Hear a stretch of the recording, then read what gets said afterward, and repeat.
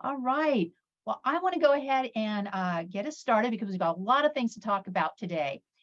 First of all, I just want to say welcome. We are so excited that you are here as we begin the series for our fall semester. Before we get started, we really appreciate it if you could put your name. Kimberly has provided a link to a document, a Google Doc, that will allow you to go ahead and list your name, as well as put in your college and roll. So this is just a way that we're able to take attendance and know who's here. So again, I just want to say thank you very, very much for being here. This is the first of our series for Civic Dialogues for this fall semester 2022. I'm Patty Robinson, Faculty Director of Civic and Community Engagement at College of the Canyons, and I am joined by my colleague, Kimberly Rosenfeld, who will talk a little bit about her role in just a second. But she is the faculty director, Civic, I'm sorry. She is joined, or I'm joined. You can tell I'm so nervous because our guests today are so, are so powerful within the world of civic engagement. I'm a little nervous, so I apologize. But I'm joined by Kimberly, Chair of the Education Department and Chair of Women and Gender Studies at Cerritos College, also here in California. We want to say a big thank you to our 3CSN staff, that is our California Community College Success Network. And we have Rebecca Moonstone here today who is helping us. And again, a huge thank you to her. We began this series in 2020. It was actually part of an intersegmental partnership addressing how to create a civic engagement pathway between the California Community College system and the California State University system. This was part of a Bringing Theory to Practice grant between Cerritos College, Community College, College of the Canyons, Cal State University Northridge, and Cal State Dominguez Hills. It was, in fact, a direct outcome of COVID. We couldn't do anything in person, so we decided to create a virtual series. The team was awarded a second grant, and we actually added on Los Angeles City College, as well as Cal State Los Angeles. And so the purpose of this event is to hopefully create a desire to foster a greater understanding of civic learning and democratic engagement. And what better way to inform all of you as a way to inspire and engage others to introduce students, faculty, and staff and administrators to some of the nation's leading scholars, researchers, and practitioners of civic learning and democratic engagement. And while we planned for one semester, we have now turned this into 4 semesters, and we are looking forward to a great future. So today's presentation will be recorded. It also will be available to you through 3CSN. We have it set up in 2 distinct or separate ways. We have our first part, we'll have our guest speakers, and then we go into a deeper dive for our second hour. And that's for those of you who would like to talk about some of the issues in greater depth. The guiding frameworks, we advance understanding of the intersection between equity and agency and civic engagement. We're recognizing civic community and democratic engagement as a high impact practice. And we're also leveraging participants' current knowledge to build capacity to innovate for local and global change. Our speakers have created a new coalition called the Civic Learning and Democracy Engagement Coalition, which they are going to talk more about after our formal biographies are read. But it is with great pleasure that Kimberly and I now introduce our guests that are starting off the fall semester, Dr. Martha Kanter and Dr. Carol Geary Schneider. And rather than spending a lot of time on their bios, which are available, we're dropping the link in the chat. I just want to let you know that since 2015, Dr. Martha Kanter is leading the College Promise program throughout the community colleges in the country. From 2009 to 2013, Dr. Kanter served as the U.S. Undersecretary of Education, overseeing all federal post-secondary policies and programs. She has done just amazing things. And again, her bio is very extensive and you all can take a look at it. But again, we are incredibly pleased to have her here. And also she has a direct link to the California Community College system, having served as president of De Anza College, then as chancellor of Foothill De Anza. So again, Thank you for being here, Dr. Kanter. And Kimberly, if you'd like to introduce Dr. Schneider. I will do that. And after this introduction, I'll drop a document into the chat that kind of gives even more information about these very accomplished speakers today. So just very quickly, Dr. Schneider is President Emerita of the American Association of Colleges and Universities. A lot of you know that as AAC&U, which she headed from 1998 to 2016. And as president of AAC&U, she helped weave student learning about diversity, equity, civic responsibility, and global engagement into the core of the AAC&U framework for quality college learning for all students in all fields of study, including career and technical education fields. So I'll stop there. There's much more to say, but that's a little bit about Dr. Schneider.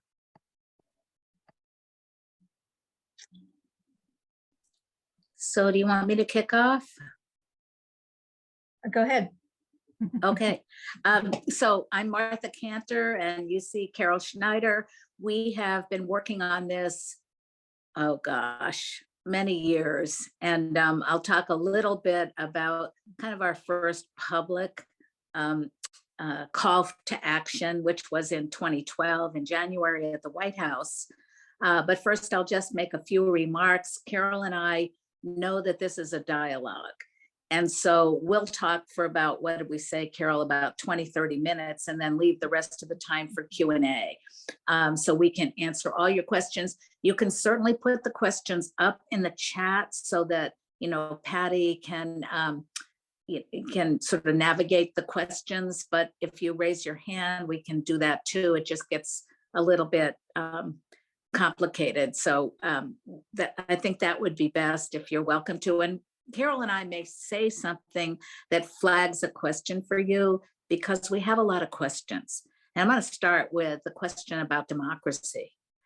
Carol and I reviewed a PowerPoint that was about flags and hot words, buzzwords that cause deep divides among people in a given community. And our coalition, which I'll talk about in a second, had a discussion. I mean, do we use the word democracy or do we use the word republic? Because some of the people in the country resonate around the republic, which is our United States. And Carol's the historian, the American historian. I'm the college promise, community college, whatever. We're both scholars. We both studied civic learning for a long time. And we want to transfer our knowledge. So part of this is the language we use. We decided as a coalition, we're sticking with democracy because the Constitution talks about democracy. Lincoln talks about the republic, and Carol can give you a spreadsheet of who says republic and who says democracy. But we think for our community, democracy is the best word. But we were told to not call it democratic engagement because that's a flag. I was told yesterday that equity is a flag. And these were people from University of Chicago who were trying to bring a 5-year coalition together that we'll be involved with. And they asked me, you know, they knew very little about community colleges. So that was part of the meeting. But the other part was about equity, because this is an equity-driven coalition that they're promoting, as we are. And they were mindful, and I said, there is no definition of equity. But if California has a definition, I am collecting definitions of equity, just as there are 26 definitions of rural in the federal government. So we will be doing that because we are an equity-driven coalition. And so I'm going to start with why the work we're doing. Why did we get to this point? I think all of you know that we have tremendous divides all across the country. Higher education could take a leadership role constructively. We have a lot of what I would call shining lights, including COC, that we want to bring to the fore. And we want to bring our own version of equity, inclusion to our work in civic learning. And we want to focus on college specifically. So there's a lot of things we can do. We do have part of the coalition focusing on K-12, the K-12 higher education interface, which is mostly focused on high school, college, dual enrollment, access 2 and 4 year. And, we found out from Carol's research that community colleges really have very little civic learning in the career vocational technical programs. So that's something that, you could look at and help us with. Because there are ways to do that, and we do have models, and we want COC to be one of our models. So we've got to expand our vision, and we're going to come back to the learning part of it. Carol's going to dive into that. But the coalition includes both educational and policy organizations. We did a landscape analysis. We're working with all the accreditors. We've got about 5 state systems. Carol can correct me if there are 6, but systems that have put a stake in the ground in state legislation to say, we've got to figure out this civic learning stuff. And so we're excited about that. But in general, we had Virginia, the governor was fantastic and did free college, just in my experience. And he said, get a degree, get a job, get service. So what was the third one, Carol? Give back. Give back, right. It was get a degree, get a job, and give back. They changed it politically because it's really a divided state, as you know, with a new governor and all kinds of problems with CRT. Anyway, it's now get a degree, get a job, and get ahead instead of the service learning aspect. So we brought together, a bunch of organizations, SHIO, the State Higher Education Officers, Campus Compact, College Promise, AAC&U that Carol headed up for many years, and Complete College America as the 5 lead organizations that are architecting the national program. And so we basically have a couple of priorities. We want to promote policies that embed civic learning in our classrooms, in our institutions, in our states, in our country. We want to, galvanize around a broad vision. And, the vision is what I said before, to make college civic learning inclusive, high impact, and related to democracy's current challenges. So I'm going to turn this over to Carol, who's going to talk specifically about the learning part of it and the students and the majors. But I just have to applaud College of the Canyons because you're doing great work. You're really committed. And we'd like to coordinate with you after this is over because you are one of the shining lights. So Carol. Okay, well, thank you. And thank you all for coming. As Martha has said, we really want this to be a dialogue with you because we assume that if you were here for this discussion today, it's because you're working on these issues yourselves. And part of what we're trying to do as the CLDE Coalition is to better identify the institutions, the examples that what Martha just called the shining lights that ought to be known, but really aren't, and see what we can do to persuade our policy leaders and our educators to work together so that there is policy support for the kind of work you're doing, so that people like you, are giving us guidance on what would be supportive at the institutional level, at the state system level. We are mindful, at the community college system level, we are mindful there's a lot of things you don't want policy to do. And so we want to have that two-way street going, that there are helpful supports and then there are draconian supports. And we are very much in favor of trying to have people working together in a reciprocal way, co-leading, co-learning, co-leading, so that civic learning once again becomes something in which the nation takes pride. So as Martha has said, the coalition is led by 5 organizations, 3 of them policy groups, unexpected policy groups like Complete College America, for example. You might not think of them as the leaders on civic learning, but it turns out that at the very top of their leadership are people who care passionately about this issue and who want to help discover ways to build civic learning into guided pathways. CCA is a big leader in the student success guided pathway effort. You see that as one of the strategies for increasing completion. we're all working together to see how completion and civic engagement can come together. And that's part of what we want to talk with you about once we stop our formal remarks. So it's policy leaders and educators together. And the first question that's always put to us is, well, what do you actually mean by civic learning and democratic engagement? And Martha has shared with you some of the political friction around language. And the question was put to us by our communications advisor. Are you sure you want to lead with democracy? Well, we decided we do want to lead with democracy. So our tagline is going to be civic learning for an engaged democracy. And if you could put up the diagram, Kimberly, and I'll talk a little bit about what we're doing.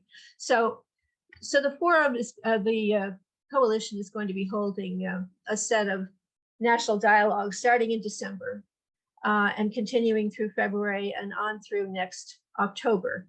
And they will be announced formally very soon. But the focus, and we hope that all of your institutions will come, that you will start thinking today about how can I bring a bridge building team with me to these forums. They are free, they are virtual. The only cost really to you will be your time. So start thinking now about who should be there. And one of the things we will release at the first forum, December 13th and 14th, is a draft framework for what we mean today by civic learning for an engaged democracy. Or to step back a little deeper, what is equity committed civic learning for an engaged democracy? So I'll talk in a couple of minutes about the details, but we wanted to put in front of you, you are our first respondents, so to speak. This is the draft headline framework for the component elements of a democracy engaged form of civic learning. So one component in a strong program would be democratic knowledge and levers for change, not just how the democracy is supposed to work, which hopefully they studied in high school, but how do you actually make it work better? What are the levers for change? Secondly, high value skills. Those of you who know AAC&U will know that when I'm talking about high value skills, I have a list of essential learning outcomes in my head, but we are updating that list for this moment and this time. So it will include things like systems thinking, like engagement across difficult difference, like engagement with equity and diverse perspectives and experiences. Practical experience. And I myself am questioning whether this is the best headline. This is the part of the vision that builds on so much of the actual civic work going on right now across higher education. We know that most institutions have strong programs of service learning, community engaged learning, and we also know that the majority of students do not participate in these, that they are there, but they are not inclusive. They're not fully inclusive. So what the practical experience is a signal that we want every student, not just some students, to be involved in active inquiry and projects, research projects, action projects on problems that need to be solved if our democracy is in fact to serve and succeed all its participants, not just some. And then at the center, the notion that college should be helping students build a sense of themselves as civic actors, people who can make a difference in problems that they want to solve. And maybe those problems will be in their workplace, in their careers, because there are equity and civic problems in every field. Maybe it will be in public life. Maybe it will be just as engaged citizens who also have different careers that are not particularly related to public questions. There's a lot of different ways of thinking about it, but the notion is that every student should be asked when he or she is getting on that guided learning pathway, what are questions you care about? What are issues that you believe need to be solved in our society? And how will you build the wherewithal, the knowledge, the skills, and the practical experience to help create the new solutions we need as a successful democracy? So those are the big headline pieces. And then as the first paragraph says, all of this is undergirded by students exploring their own identities. Who are they as they arrive in college campuses? What communities of affinity do they already have or want to create, or both? How do they practice productive dialogue with those who disagree? I know some of you are from the communications faculty. How do we make sure that they're not just learning how to speak, but they're learning how to speak with one another about issues that are in fact difficult and hard. And then examining how choices they make, whether as individuals or professionals, will affect other individuals, will affect their workplace, will affect their communities, will affect their democracy. So that's the big general framework. And let me say a little bit more about some of the particulars. And we invite you to put comments in the chat and be thinking now about the questions we hope you're already having about these component elements of a comprehensive framework for civic and democracy learning in higher education. Yes, it can be put in the chat. That's fine. So under democratic knowledge and levers for change, this is the area we think is most neglected in civic learning at the moment. And we'd love to know whether you think we're missing something. But as we look around for examples of shining examples of good practice, we're seeing a whole lot of community engaged, project-based service learning work, and far fewer expected courses where everybody is actually engaging with those principles that presumably guide us as a democracy, and that we invoke these principles when we critique the problems in our society, but have we really engaged the principles themselves? So where are the courses that actually engage students with the debates that have been going on since the founding of this republic, and it was called Republic in the Constitution? What are the debates about the meaning and application of our ideals as a society, and what would it take to bring our reality closer to those ideals? Of the founding and freedom texts, there's been freedom movements across this and other democracies for decades, centuries. How much do students actually know about those movements and how they made progress? What tools were they using to actually evolve our democratic republic so that it becomes identified as a democracy where everybody is supposed to have a voice, where everybody is supposed to count? That was not true at the founding. It is our expectation today. How do we get there? And how do we proceed on those movements toward needed change? Authoritarianism. The democracy is under siege internationally and at home from authoritarian movements that no longer see liberal democracy or democratic republics as the best strategy for organizing political and social life. So how much do our students really know about that? We're all well aware of the tragedy and horror in the Ukraine, but how many of them understand that there's been a rollback of commitment to democracy in countries around the world, that for 16 years, international organizations have been tracking declines in democracy and the number of people who live in functioning democracies? Do they know that our own country is now considered in decline by international organizations? And what experience do they have in actually trying to influence change at some level, not just their knowledge, but their actual practical experience? So we think that's the biggest need in this whole area. But an equally important need is practicing those high value skills across the curriculum. It's been my observation that it's much too common for institutions to identify a learning outcome, let's say critical thinking, and then flag the course where people are supposed to work on this, or writing and communication. If we're lucky, there's 2 courses or 3 courses. But the notion that these things ought to be practiced across the curriculum if we actually want students to leave college with these as well-developed capacities that they're prepared to apply in new contexts. That's the challenge with the high value skills. I've already mentioned under practical experience that we want students involved in various forms of community-based projects, inquiry, and experience. There's a new report just out from AAC&U. I hope you'll take a look at it.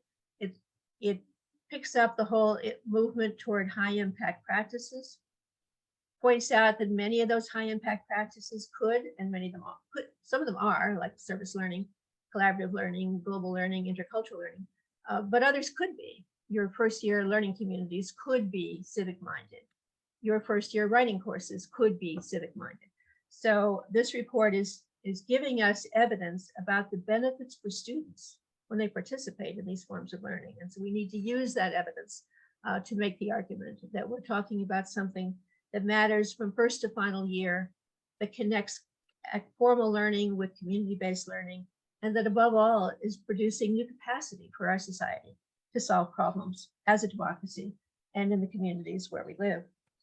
So that's the big framework. And to pull back a little bit, we're going to be discussing this in a series of forums that will begin in December, as I said, December 13th and 14th, continue February 6th and 7th, then deeper dives through summer institutes, both in policy organizations and with AAC&U institutes, and then a big, what we're grandly calling a Policy Educators Summit to celebrate what we have discovered this year and to chart plans for continuing work as a coalition, as colleges, universities, and their enabling organizations coming together in this movement to reclaim civic and democracy learning as a proud priority for a society that depends on what all of us learn to do as participants in this democracy. So thank you. And Martha, do you want to add some things? Sure, I'll wrap up because we want to leave time for questions. And I didn't see any questions in the chat yet, but Patty, the team at COC we can ask our own questions if there aren't any. We actually have questions for you, in fact. So. Yeah, But let me just talk a little bit for a minute or two about the strategy we're using in the coalition. I mentioned the coalition members, and I got a couple of slides that we could put up that will be made available to all of you. And I don't know if we can put them in the chat, but that's fine with me. So I appreciate LA putting in a definition of equity. If any of you others have an equity definition, put it in the chat because it's going to be central to our work. And we are on the frontier of this because we don't have civic learning across the curriculum. And so if you teach English or math or computer science or biology or whatever you teach, and Carol and I have both been, community college, well, I've been a community college faculty and Carol's been a university faculty. And I've also taught at, NYU and other universities. And all these years we're wise. We are in the older generation and we need the younger generation to pick this up because, as Carol didn't say this, but talked about high school. I think it's 70% of high school students, Carol, in a study a few years ago, didn't know there were 9 justices on the Supreme Court. It's just some basic stuff. But, and I mentioned the community college challenge. So our strategy is, we want to connect with, you can just go to the next slide, other civic learning prioritized organizations.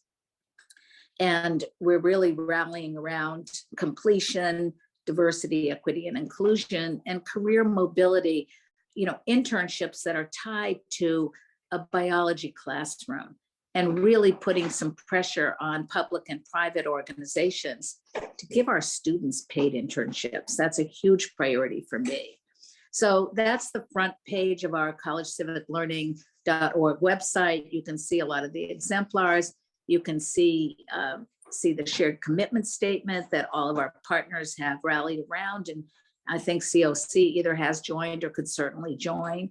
And then you'll see what's happening actually as we get different models put up under the CLDE in action. So there you see the 4 goals that I mentioned. Want to go to the next slide? And Carol mentioned, that we really want, this to be part of the movement, the educational reform movement, embedding civic learning across the curriculum and using the high impact practices that you can see on the website and project-based learning associated with every course. And many faculty will say, well, I don't have time or I don't know how to do that. That's why we're putting up the examples. The other thing is, especially with dual enrollment, we want to have hopefully institutions like COZ take the lead with K-12 partners to figure this out. So if the students do have an American history course, or they do have an English course, or they do have a whatever course, and they're doing dual enrollment, or even if they're not, how can, the partnership with K-12 and community colleges in this case, embed the civic learning in a realistic way across the high school curriculum at least. So those crosswalks are critical. And then identifying the champions, whether it's, in the local communities, like we're seeing here at COC, state systems, accreditation agencies, all of the accreditation agencies signed on to our commitment statement. And then, as Carol mentioned, the forums. So please bring a team to December 13th and 14th, virtual forum. You can, email Carol or myself or Saya Anand, who is our project manager. And we'll, show the framework that Carol mentioned for, democratic republic learning. So with that, I think we're going to open this up to questions, and just want to thank everybody for being here. You'll see on the slide a crucible moment that takes us back to 2012, where the White House actually unveiled this report that Carol and I led with a lot of great people, Karen Musial, who actually did much of the writing. And if you want to go to the next slide, and then we'll wrap up. Here you see all the shared, you can click on the shared commitment statement, and it's longer than this, and the 5 leading partners. And the next one is just all of the, a smattering of the partners who've signed on that really want to push the commitment statement forward. There are funders, there are systems, there are organizations, and there are many more than these, but we're really excited that there's been so much momentum. I don't know if there's any more slides. That's it. Maybe that's the last one. So with that, it's 1:33, I think, and we're happy to kick off with questions. So I'm not sure if Patty's the leader of the questions or how you want us to do this, but I'll just turn this over to Patty and thank all of you for listening and being part of this. And I just want to say, again, this has just been a phenomenal presentation today. And I know Kimberly and I are so dedicated to this work. And I know several of the folks who I see on the screens are also so engaged in this work. And we also know that it's not an easy effort. We know how difficult it is to move this forward, but we are all working to move that needle. Yeah, and I know we only have 3 minutes left, and I'm very aware and careful with people's time, because I'm so appreciative that you stuck around with us for the second hour. I do want to point out, we do on our shared document have an I gots and I needs. It's like a form of feedback for us.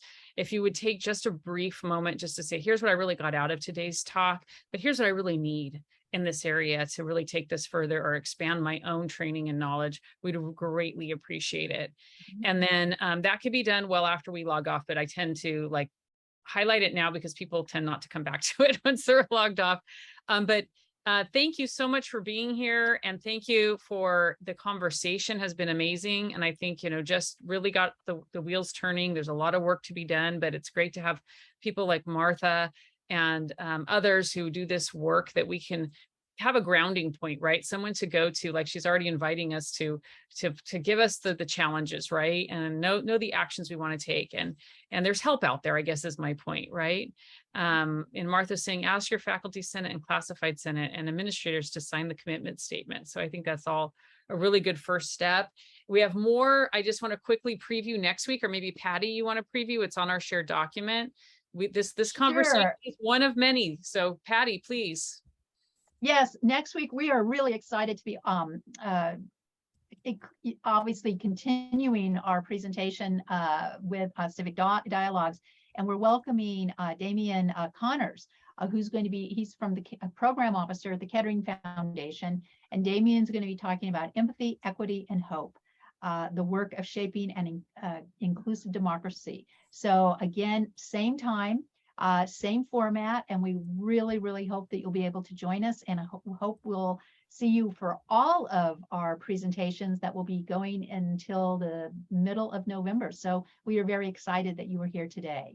Yes, thank you so much, everybody. Have a great weekend, and thank you so much, Martha, for coming back and spending more time with us. Thank you. Thank you. My heroes.